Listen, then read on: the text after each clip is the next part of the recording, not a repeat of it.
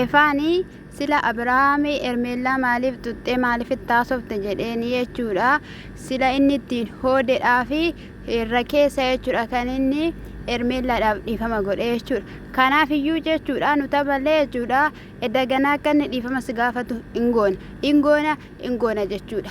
Kanaaf iyyuu jechuudha isa wasin qabbaxan kana nuti sin hin beenu jechuudha. Na teetter jecha kan turte sun maalidha qoy ishiin immoo kana dura immoo si hergitee jechuudha. Dhaqiitii akkasitti hin jeeqisiin jettee jechuudha. Har'a magaalaa TikTokii keessa jechuudha soqolattee yeroo ishiin deemtu argineetoo jirra jechuudha. Ashamaa akkam jirtu hordoftoonni lammiif keessummaa marti keessan siniin jecha maali lammiif keessummaa jechuudha. Tuqaa rukutaa bira darbaa Oromoo rukutaa bira darba harka keessan mee diriirsaa harki keessan sinin jechuu jaalladha. Warra jabeessaa jirtan immoo sinaa heebbisu sinin jechaa jechuudha. Egaa ifaan akka jechaa jirutti baay'een keessanii hojjanan samoona kana hojjechaa turetti sinitti hin tolle baay'ee waan baay'inaan jechaa na arrabsaadha kan turtan jechoota hin taanedha. Isa kanaaf iyyuu immoo ani Abrahaam natti dubbachuu dideetoo jira bilbilaan natti haasawee ture. Amma immoo ana faana wal dhabdaa naan jedhe maaltu si galche jireenya koo keessa naan jedhe. Isa kanaaf iyyuuti ani waan Ermeellaan hojjechaa jirtutti itti gammadee hin beekusi ittis hin gammadu waanuma natti toleeyyuu hin qabaatu. Ani immoo waan boru shiirra ga'u wanta boruu irra deebi'ee irratti ta'u ilaaleenani qalabatii irraa baasisu yookiin immoo irraa fuudhu dhaqee garummoo ishiin natti hin kennine. Kanarraan kan ka'e immoo obboleessa kiyya faana walitti bu'eetoo jira ishii beellameetoo jira. Abrahaam immoo argee ture viidiyoo keessatti Efreemis haa ta'u maalis haa ta'u nama tokkoyyuu naan ala hin argatiin jedheni ture. Yoo dhufte inaani egaa ishiin kachisaa gaafa dhufte waaw nama kabajii innaa waaqayyo ishee kabajuu dhuftee jirti waanta ta'eefi anis waan tokko itti haasa'eeni sana booda jechuudha dhiifama gaafachuu dhufee jechuudha. Mucaa jechootaan tuttuqaa ture obsuma godhatteetoo jirti jechuudha. Kana dura argitaniittu. Kanaaf iyyuu ani sitti dubbachuu koo si haasofsiisuu qorraan kan ka'e isa dhabeetoo jira. Isa dhabuu immoo hin barbaadu yennaani kan immoo isa faana walitti buutanii jechoota ofii keetii jettee darbattedha jennaani ishiin tuqinnaan jedheenaan akka ishiin tuqinsiin jedhee har'a hargitee akka inni anaan na kabaju jennaani. Isa osoo hin taane ani obboleessa kiyya dhabuu hin barbaadu sitti hima. Ammas immoo hojiin kee gaarii miti boruun hin boochaa hin gaabbita jedheenani itti yaadeen maleessaa'ee zimmi jedhee calli jedhee miti. Wanti nan har'asiin jedhu kuni boru sii galuu danda'a. Ani dubartii akka keetii hin agarreedheen jechuun isaayyuu bakka kan akkattidhaan kana gootee jireenya namaa diidde jechuudha. Sana booda akka kana natti haasoftu ani matumayyuu hin barbaadu hin fedhu. Kana natti haasa'uudhaaf yoo ta'e annan deemaa jennaani. Lakkisa osoo hin taane ani wanta keessa koo jiru kanini ani sitti haasa'aa jiru jennaani. Osoo ta'eeyyuu ani isa faanan jira jaalallee isaatidha. Boru nuti maatii taana hin beekamu. Ani amma danda'amaa ta'etti jechoota sitti darbachuu hin barbaanne. Atis immoo anaafi of eeggachuu qabda turte. Ati garuu of hin eegganne waan baay'eesaa taasisaadha kan turte. Isa kana hundumayyuu kan walloltes immoo ofii keetii isa balleessite malee ani san balleesse miti. Anaan maal godhi jettareeti. Abrahaam faana akkanii walitti sin araarsu barbaadde moo maalidha jennaani. Ani dhiifama si gaafachuu barbaada jedheen. Akkamittidhaan maaliidhaan dhiifama na gaafattaa gaafa egaa inni jedhuun jechuudha. Yeroo kana keessatti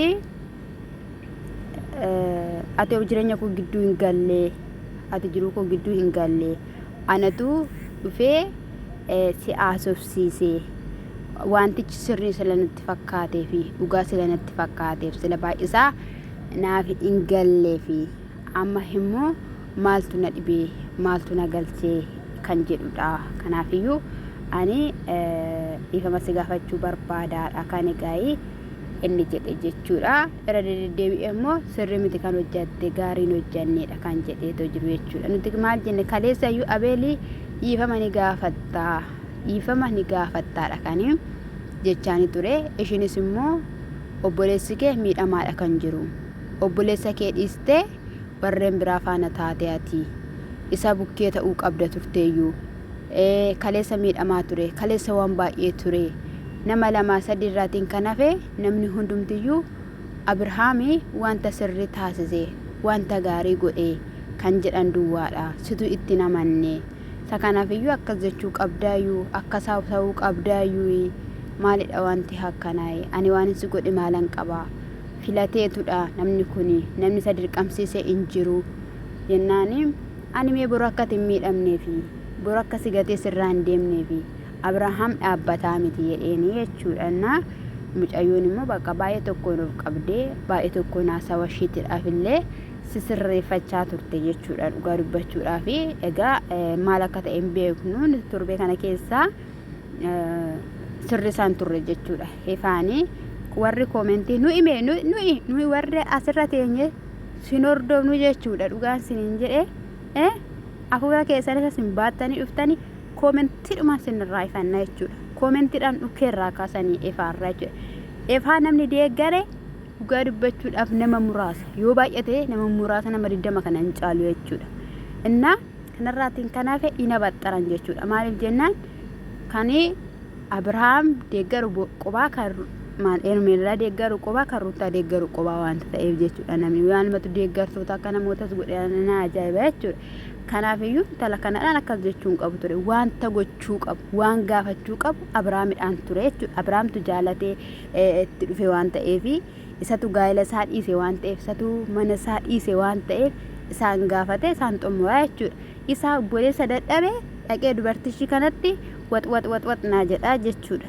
Innaa akkas ta'uu hin qabu jechuudha. Inni iyyuu kaleessa viidiyoo sana argee haala sanaan gammachiisu isattis qoosanii turan jechuudha. Haala kanaan biradhaan nuulaata akkasittiin biratti daannassuun nuulaata jechaa waan turaniif viidiyoo sana argee xumuree dhaqeetu har'ammoo mucayyoo ishii kanadhaan dhifama gaafateetu jira jechuudha. Garuu irra keessa dhifama gaafate dhugaa dubbachuudhaaf taanaan jechuudha. Amma waan Abrahaamin dhabeedhaaf jechaadha. Kazaa Abrahaam faana immoo waan haasofna wanta sirreessinu in sirreessinaa dhagaa'ee Abrahaam immoo Ermeelaa nama jalaa tuquu hin barbaadu yeroo kanatti namni tokko akkatti dubbatu hin fedhu jechuudha. Bakka otoo lafarraa jechuudha akka kun nama lafa migiraa bona gubu akkasitti otoo gubee isaan balleessee akkatti tolu jechuudha. Isa kana dhagaa'ee dhima gaafachuun kee baay'ee bareedaadha. Ifamni kee murra keessaa osoo hin taane laphee keerraa ta'u kun wanta si galchu tokkollee hin qabaatu. Maaliif jennaan yaalamee dadhabee biyyi yaalee dadhabee addunyaanu yaalte dadhabde gaa'ela Ruutaa fi Abrahaam wanta ta'eef ati dhiisiitii keessaa bahii boru mana dubartii kanaa dhattee keessummaa ta'uu dandeessa. Ishinis mana kee dhuftee keessummaa ta'uu dandeessi waan ta'eef namni immoo yoo wal qoxxobate yoo waliif iddoo qabaate baay'ee barbaachisaadha jechuudha. Atamma fakkeenyaaf sirriin goone kaleessa obboleessa ishii dhattee anka kan akkasittidhaan kan itti haasaa turte dogoggora guddaadha dhugaa dubbachuuf ifaan jechuudha. Mucaan qaxxeedha jechuudha kan si ilaalaa ture jechuudha. Maal jechuudha kun jechuun maaliif achi keessa xalliq jetta maaltu achi keessa bakka maasa sesseenta waan argite keessa jechuudha.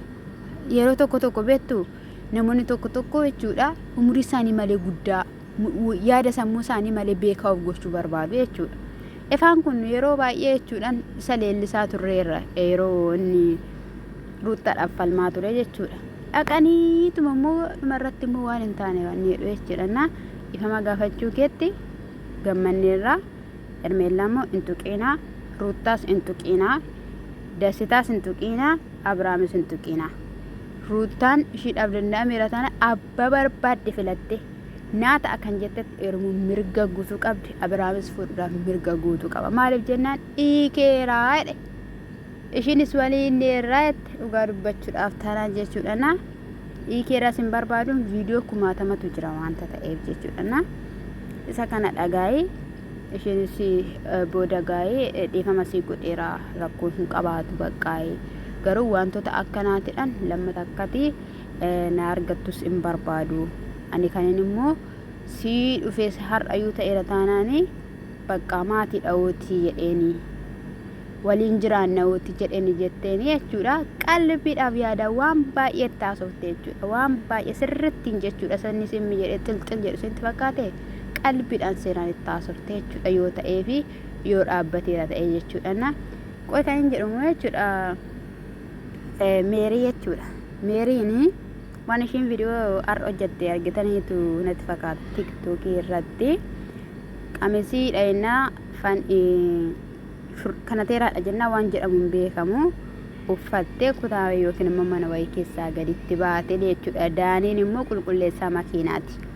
Yeroo kanatti maal hojjettas jennaani sifan qulqulleessa jedheeni jennaani sifan qulqulleessa jedheeni obboleetti kiyyaa jennaani maaltu obboleetti kiyyaa akkamittiin sii ta'e obboleetti kee jetteetu konkolaataa keessa seentee birrii lafatti harkaa darbatte jechuudha. Yeroo kanatti haati Daanii kan taate jechuudha gaa'ii dhufte jechuudha. Haati Daanii haadha Daanis ta'uu dandeessu hin beeku jecha dubartii wayii dhufte yeroo kanatti ho'i wedheenii kenneef jechuudha. Achi gatiin taaskisi gaheeraa buna ittiin bitan ምናምን jedhee qarshii kenneefitoo ture jechuudha. Achi dhiira miidhamaa fi dubartii gaa'ii moo waan akkasii jedhe garuu jechuudha.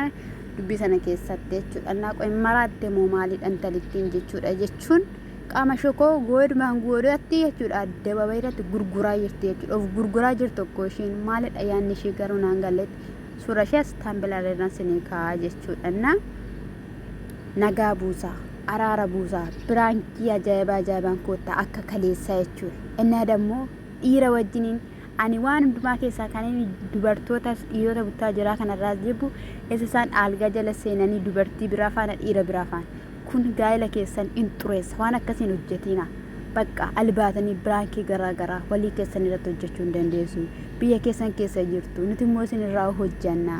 Isa biraanis immoo warri tokkoon keessanii maali kan mataa keetiin hojjettu akkamitti. Isa kanayyuu akka hattuuttan hojjechaa jira. Isiniin jedhe waa'ee fi hin qabu isiniin jedhe kinoo nama gubachaan jira aduu keessa taa'ee jechuudha. Dhugaa dubbachuuf ammaanii bilbila haaraa tokko na jalaa dhuwa jedhee bilbila muka tokko hin hojjechaa jira jechuudha. Isinii galteetti biyya Dubaay baadiyyaa qalletti jettee jechuudha kan inni jiru jechuudha. Barahaa sedhan sanan jechuudha. Kanaaf isinirraa kan na barbaachisu mana laayikii fi sabskiraabii warri manyataa keessan keessa teessanii qilleensa gahaa ta'e mukeefis banattanii maali mee yoo arjamtan dhugaa rabbi arjummaa fudhattanii duutu maalidha mee maali viidiyoo hin ilaaltu garuu sabskiraabiin hin jiru garuu dhugaa waaqayyoon nan guddadha dhiisaa maqaa dhiisaa. Innaa isa kana isin jechuun jaalladha. Ani immoo baay'ee tokko isin jaalladha baay'ee tokko isin kabaja.